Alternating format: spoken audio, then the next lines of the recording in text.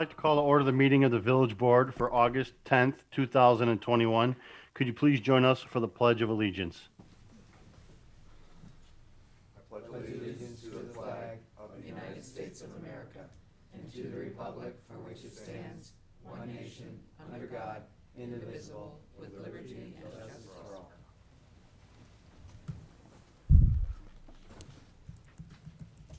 Village Clerk, would you please call the roll? President DeSimone, Here. Trustee Carmona, Here. Trustee Fry, Here. Trustee Lomax. Here. Trustee Penicola. Here. It's 5. At this time, we will move to public comment. Does anyone wish to address the board? If so, please approach the podium and state your name. No, we don't have any public comment. Are there any online public comment? No, there's no online public comment. This will conclude public comment. Is there a motion to approve the minutes from the July 27th, 2021 Special Village Board meeting? You have a motion? Is there a second to the motion? You have a second. Are there any modifications to the minutes? Please call the roll. Trustee Carmona, Yes. Trustee Fry, Yes. Trustee Lomax. Yes. Trustee Penicola. Yes. That's 4. The motion carries and the minutes are approved. The next item of business is to approve the warrant in the amount of $1,057,514.92. Is there a motion to approve the warrant? So moved. Is there a second to the motion? Is Second. there any discussion on the warrant? Please call the roll. Trustee Carmona, Yes. Trustee Fry, Yes. Trustee Lomax. Yes. Trustee Penicola. Yes. That's 4. Motion carries and the warrant is approved. There are no items on the consent agenda. Under Finance, an ordinance to authorizing the issuance of a general obligations refunding bonds, alternate revenue source, Series 2021A, in the aggregate principal amount not to exceed $9,800,000 of the Village of Bensonville, DuPage and Cook County, Illinois, for the purpose of refunding portions of the village's outstanding general obligation refunding bonds, alternate revenue source, Series 2017. Authorizing the execution of an escrow agreement in connection therewithin, authorizing the execution of one or more bond orders, and paying for costs related thereto. Is there a motion to approve the ordinance? You have a motion? Do I have a second on the motion? Second. Being a motion and a second, do we have discussion? That was an awful long title, but I'll have Julie explain. We're presenting an ordinance to refund a bond that we have in our TIF 12 North Industrial District for a little over $9 million. The new bond will be called the 2021A Series, and it should yield savings to the village of over $700,000 or a 7% interest savings. So it's very beneficial to us. In combination with the refinancing we did in November, we will be able to put more than 1.2 million more dollars into infrastructure in the area when we get done with both of the refinances. Nice. Any questions from the board? Can you please call the roll?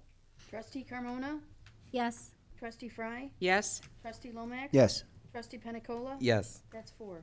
Motion carries and ordinance is passed. Number 2 is a resolution ratifying the authorization of an agreement with Spear Financial Incorporated for municipal advisor services associated with refunding bond issue 2021A. Is there a motion to approve the resolution? You have a motion? Do I have a second? You have a second. Being a motion and a second, any discussion? Julie?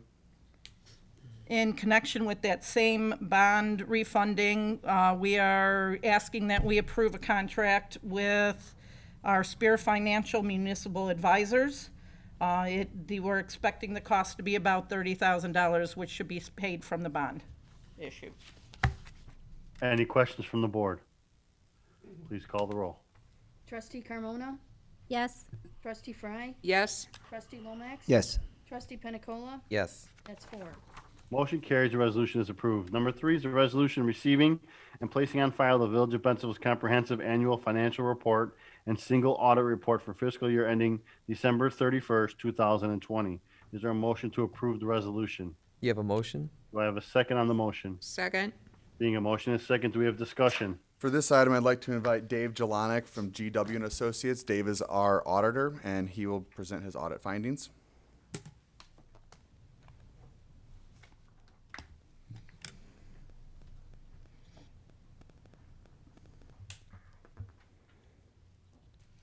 I realized I dressed in Packers colors, so I figured I'd wear a Bears mask in, just so people didn't get the wrong idea. But Mr. Summers mentioned audit findings. The good news is there weren't any audit findings. So just a high-level overview of the audit. We did both a financial audit as of 12/31/20, as well as a single audit. So we audited the CARES Act money that came in, which was federal in nature. And single audit is what occurs when there's over $750,000 in federal spending, which the village had primarily because of the CARES Act. So both the CARES Act single audit opinion and the financial statement opinion were unmodified, meaning they were clean opinions. We found no issues with the financial statements or with the compliance with the CARES Act. So before I get into it, I just want to say an audit only goes as well as the preparation of the finance department you're auditing. And I want to say that working with Julie and her staff makes our job a lot easier as auditors. Everything is well prepared, easy to audit. It is a real pleasure coming here and auditing. So I just wanted to mention that before I get started, and to also mention that that's a year-long process to get prepared for the audit. It's not just something you do 2 weeks before the auditors get here, and it shows based on the level of information and cooperation we receive when auditing. So thank you, Julie, for Thank you. all your help. So the first part of the comprehensive annual financial report is the introductory section, and that's information such as organizational chart, listing of principal officials, transmittal letter, which was prepared by both the village manager and finance director. So very much just informational in nature. It is a good read, though, to talk about the economics of the village, as well as just some useful information. So I won't dive too much into it, but do suggest taking a look at it and reading through it.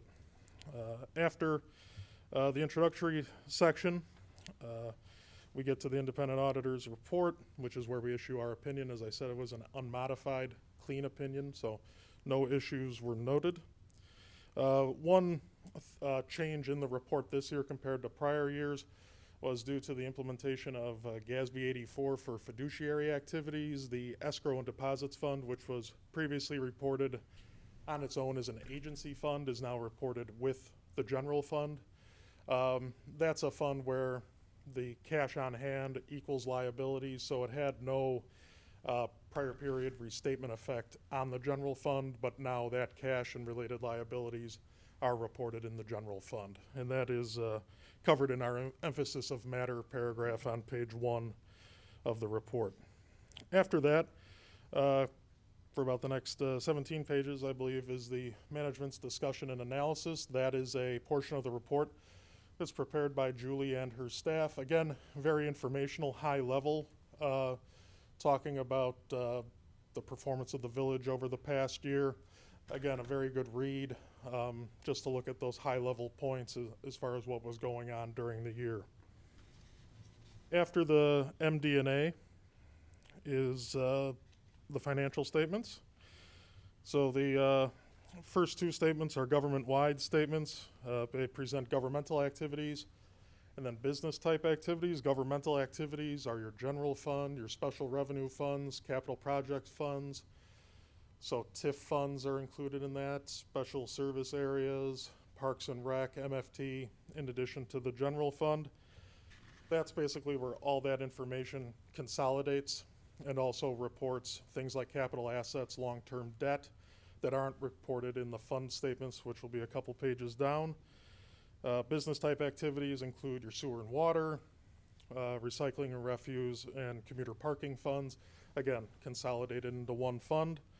At the end of the year, both reported almost identical net position, but positive net position. So about 73.9 in the governmental activities is positive net position, so meaning equity, capital assets, assets on hand, outweighing liabilities, and the same thing in the business type activities by 77.5 million. So strong, healthy net position there. The next page is the statement of activities. That's the income statement of the consolidated statements. During the year, again, despite the pandemic and everything, there was no loss in that position. Slight gains in both governmental activities and business type activities, showing the village weathered the storm, so to say, of the COVID-19 pandemic. Then turning to page 6 of the financial statements, that's the balance sheet of the governmental funds. So here is where we present the general fund and then all major governmental funds. So the Parks and Recreation, motor fuel tax, debt service, capital improvement, and TIF 7 are all considered major funds. Either they were elected to be major by Julie, or they trip a calculation for being more than 10% of total assets, liabilities, revenues, and expenditures in comparison to total governmental activity. All major funds, the TIF 7 does report a negative fund balance, but again, that's due to an advance from other funds. All other funds, though, have strong fund balance. So again, equity in the bank, especially the general fund, at 21.4 million. That's very strong, very healthy for the village. Turning to page 9 is the income statement of the governmental funds, and looking again across each fund had a positive change in fund balance. So with the exception of a slight decrease in TIF 7, but again, showing that revenues exceeded expenditures, again, leading to that strong financial position that the village has. Turning to page 12 is the statement of net position for proprietary funds. So there we have the utility fund, and the recycling and the commuter parking. They are lumped together in the non-major funds. Again, they aren't as significant dollar-wise as the utility fund. But again, if you look the bottom line, net position, again, 77.3 million positive in the utility fund, and then 270,000 positive in the non-major funds combined. So again, not many negatives on here, which is good. The next page, page 13 of the report, again, just pointing out the income statement. Again, current year revenues over expenditures. Utility, 3.9 million to the good. Revenues exceeding expenditures. Slight loss in the non-major fund, but again, only about 19,000, not a huge loss by any means. Page 14 is the statement of cash flows. Just basically a reconciliation of for the proprietary type funds of how cash position was calculated. And then the final 2 pages of the top level statements, the statement of fiduciary net position with the police pension fund. And at year end, police pension fund had 24.5 million in equity to make future payments on pension benefits. After the financial statements, I won't get too much into them, but come the notes to the financial statements. So again, for things like cash and investments, the pension funds, debt, capital assets, some more information on those types of balances. So it's good reading again to see what makes up some of the larger balances in the report. After that comes the required supplementary information. That is going to present budgetary information for the general fund, for motor fuel tax, parks and recreation, as well as schedules for pensions and other post-employment benefits. So again, good schedules to look at to see how funding is going, see if the village is meeting their requirements to fund pensions properly. Then after that comes supplementary information, and that's pretty much all focused on the non-major funds. So for the governmental and the business type, each of those smaller funds now is presented individually, where you can see how did a certain special service area do, how did a TIF do, how did the refuse and recycling funds do. So again, useful information on those smaller funds. And then after that comes the statistical section, which goes over just some statistics, employment, demographic, those types of things that kind of tie the report together as far as some of the external information affecting the village. That's pretty much all I have. I do want to thank Evan, Julie, Sharon, the rest of the finance staff again. Can't say enough good things about working with them. They're always prepared, always willing to help with any questions we have and provide information timely. And so. And Dave, we want to thank you. Your staff doing an audit in a pandemic isn't always the easiest thing. So thank you for that. And Julie, 2020 we had money flying around in some places and drying up in others, and being able to account for everything. It's a testament to you and the rest of your staff. And give our heartfelt thanks to Sharon, because she was a huge player in this. And then board, as we accept the audit tonight, that means we start budget season, because you're either in audit time or budget time. So get ready. Here we go. All right. Thank you, Dave. Any questions from the board? Please call the roll. Trustee Carmona? Yes. Trustee Fry? Yes. Trustee Lomax? Yes. Trustee Penicola? Yes. That's 4. Motion carries. The resolution is approved. We will now discuss the monthly treasurer's report for June 2021. This is an item just for transparency purposes, and we're asking that you guys just accept it as informational. There is no unusual activity on the report. Again, this is the companion report that goes with the warrants. This one gives you our cash reserve balances as well as what's happening on the income revenue side, so that you can take a look at it. If you have questions, you can send them to my office. No actions required. Thank you, Julie. On to the police department, resolution for authorization to purchase replacement squad car. Is there a motion to approve the resolution? You have a motion? Do I have a second on the motion? Yeah, second. There being a motion and a second, is there any discussion? Chief? This was an operation by the Illinois State Police in the city of Wooddale. They were surveilling a warehouse. The person came out of the warehouse and fired 2 shots from a rifle at the state police officers in the car, not realizing they were state police officers, thinking they were maybe rival members of another faction. Bensonville chased this car, and it ultimately hit one of our squads head-on and totaled it. We settled with Travelers Insurance, but we have a $5,000 deductible, and Travelers Insurance gave us less than the car was actually worth. So there's going to be a small expenditure on the village's part to replace this squad car, and that's what I'm asking for tonight. We're estimating it'll take about $23,000 to bring in a new car into the fleet to replace it. Any questions from the board? Please call the roll. Trustee Carmona? Yes. Trustee Fry? Yes. Trustee Lomax? Yes. Trustee Penicola? Yes. That's 4. Motion carries and resolution is approved. Public Works is a resolution authorizing the execution of a Phase 2 design engineering agreement with Civil Tech Engineering Incorporated for the Church Road Main Street LAFO project in the not to exceed amount of $119,251. Is there a motion to approve this resolution? You have a motion? Do I have a second? Second. Discussion? Yeah, the Church Road and Main Street project isn't scheduled for construction until 2024, but we are looking to execute a Phase 2 design contract with Civil Tech, basically in order to secure and obligate funds in our TIF 5 district, which is set to expire here shortly.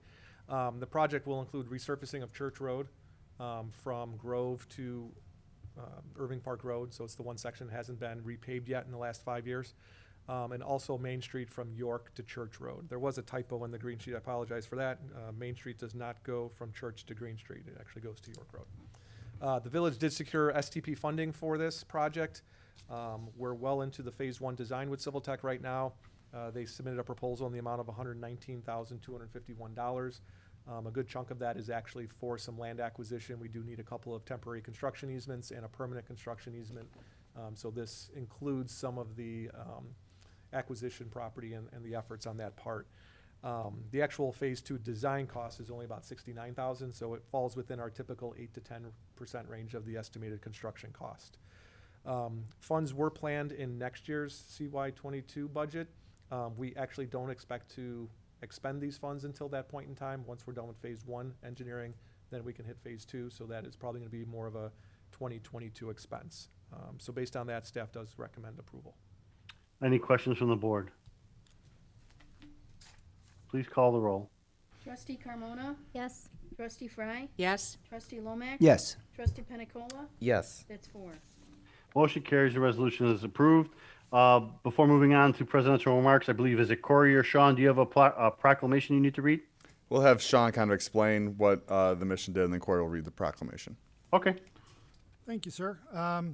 So yeah, the Chicago Mission 14U and 19U girls hockey teams that play out of the Edge had a fantastic year, a very challenging year through COVID. However, they went on to win the national championship at USA Hockey Nationals in Westchester, Pennsylvania.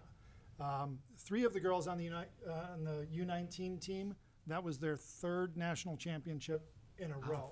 That's pretty cool. So I just want to send my congratulations out to the hockey director, Gino Cavallini, all of the coaches, assistant coaches, and the vice president of business operations for the mission, Miss Ann Wickert. It's, again, a great accomplishment, and we've got a great partnership and look forward to many years to come. Corey? sure. Okay, proclamation, Chicago Mission's 14U Girls AAA Hockey Team National Champions 2021. Whereas the Village of Bensenville wishes to acknowledge and recognize the Chicago Mission 14U Girls AAA Hockey Team as national champions for 2021.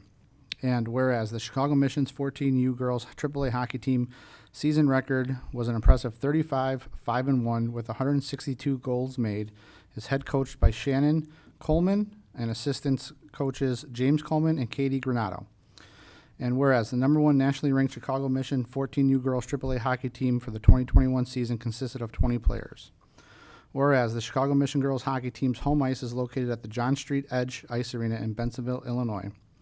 And whereas the Chicago Mission season ended by winning the championship at the national tournament in Westchester, Pennsylvania on May 3rd, 2021, and having an overall record for the 2020-2021 season of 35-5-1. Now therefore, Village President Frank DeSimone, together with the Board of Trustees, do officially congratulate the Chicago Mission's 14U Girls AAA Hockey Team for winning the national title. Presented this day, August 10th, 2021. Yay.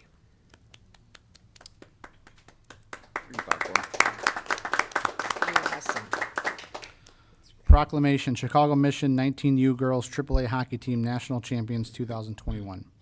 Whereas the Village of Bensenville wishes to acknowledge and recognize the Chicago Mission 19U Girls AAA Hockey Team as national champions for 2021. And whereas Chicago Mission's 19U Girls AAA Hockey Team season record was an impressive 28-6-2 with 127 goals made, it's coached by head coach Aaron Rourke and assistant coaches Elizabeth O'Connor, Tom Mandarino, Dakota Gold, and Laura Bennett. And whereas the number 1 nationally ranked girls Chicago Mission 19U Girls AAA Hockey Team for 2021 consisted of 20 players. Whereas the Chicago Mission Girls Hockey Team's home ice is located at the John Street Edge Ice Arena in Bensenville, Illinois. And whereas the Chicago Mission season ended by winning the championship at the national tournament in Westchester, Pennsylvania on May 3rd, 2021, and having an overall record for the 2020-2021 season of 28-6-2. Now therefore, Village President Frank DeSimone, together with the Board of Trustees, do officially congratulate the Chicago Mission 19U Girls AAA Hockey Team for winning the national title. Presented this day, August 10th, 2021. Awesome. So we'll get a copy of that proclamation to all the young women who succeeded in winning their championship. Thank you, guys.